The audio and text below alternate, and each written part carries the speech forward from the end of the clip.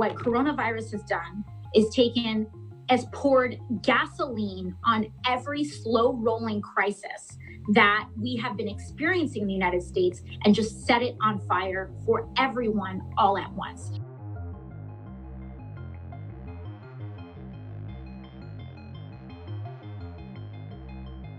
Now you have the entire whole blown through the argument as to why employment should be the reason why you have healthcare or not, or rather why your healthcare status should be conditional based on your employment.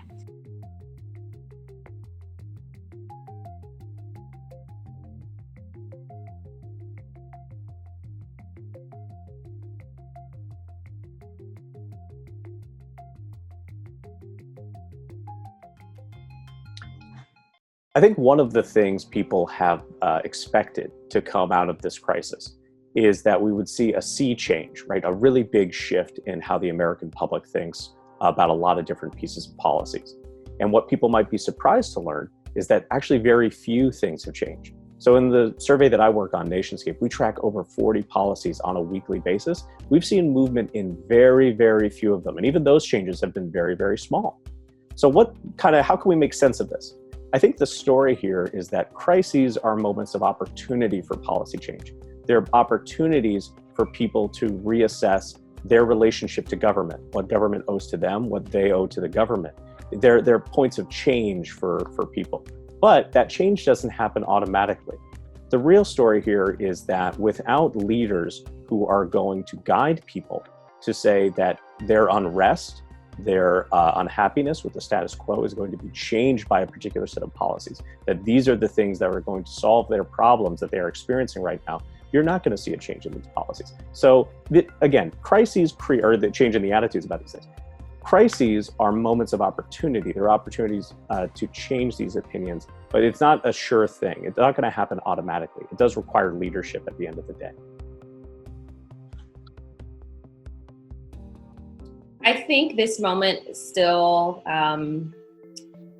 there are some questions remain. I think what the real insight we're going to get is a little bit after this moment. So when people are forced to confront their medical bills, when they see that they are still unemployed and they don't have health insurance, that the promises from the federal government, these $1,200, when they run out, what's going to happen next?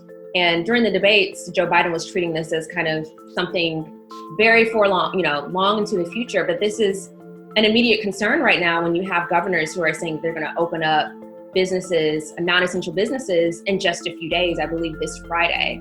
So these are current issues that are going to materialize, thinking about how do you respond to a medium-term crisis in addition to the immediate one. The COVID-19 crisis has really revealed what a lot of Americans already knew, which is that our economy is frail. We don't have enough social insurance like unemployment insurance or paid sick leave or paid family and medical leave. And we certainly do not have adequate health care, adequate health insurance, adequate access to healthcare. So yes, you're going to see, I think more and more, some more support for something that looks like universal healthcare coverage, absolutely.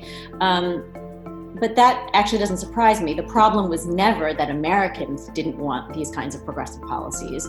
It was that Congress or leaders on both sides of the aisle found it very hard to actually reach an agreement. And that is largely because the wealthy and corporate lobbyists overwhelmingly have access to policymakers and are able to argue for their interests as opposed to the interests of working people.